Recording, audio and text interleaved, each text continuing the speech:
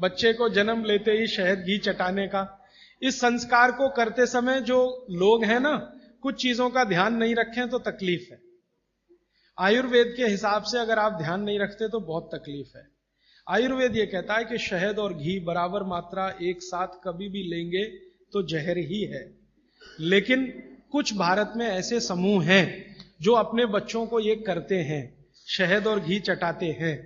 लेकिन सभी लोग भारत में ऐसा नहीं करते हैं, बहुत सारे लोग नहीं भी चटाते। लेकिन जो चटाते हैं उनको मैंने पूछा, ऐसे कुछ समूह हैं भारत में जो चटाते हैं, उनको मैंने पूछा तो वो मुझे एक इंटेलिजेंट उत्तर देते हैं। वो ये कहते हैं कि जी हमने शहद और घी साथ में चटाया तब जब उसमें गाय का मूत्र थोड़ा मिलाया था या गाय के गोबर का रस डाला था। अब ये जो गाय का गोबर और गोमूत्र की जैसे ही बात आती है तो तुरंत मेरे ख्याल में आता, पंचगव्य बनाते हैं ना, पंचामृत या पंचगव्य, तो उसमें शहद और घी भी होता है लेकिन गोमूत्र के साथ या गोबर के रस के साथ। फिर हम लोगों ने थोड़ा काम किया कि ये गोमूत्र अगर मिला दिया शहद और घी में तो क्या इसकी विषकारकता कम हो गई? गाय के मूत्र को मिलाते ही शहद और घी एक दूसरे के साथ मिलने को तैयार है, माने उनकी दुश्मनी कम है। माने गाय के मूत्र में एक केमिकल है जिसका नाम है सल्फर।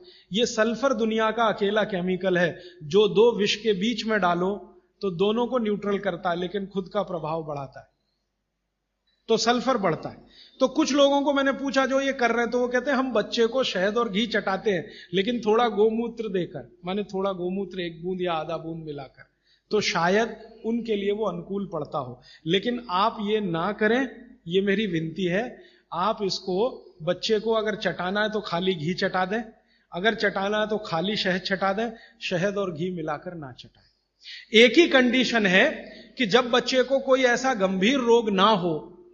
अगर मान लो कोई बहुत गंभीर रोग है जिसमें विष ही देना है, मान लीजिए कई रोग ऐसे हैं जिसमें विष दवा का काम करता है, ऐसे कई रोग हैं जिसमें विष दवा का काम करता है, उस कंडीशन में जरूर बच्चे को दिया जा सकता है।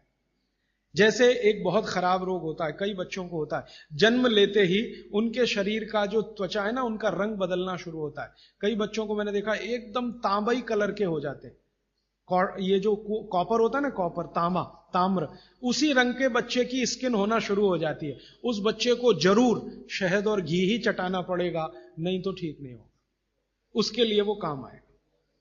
तो अलग अलग परिस्थितियों में, लेकिन सामान्य बच्चे के लिए ये ठीक नहीं है।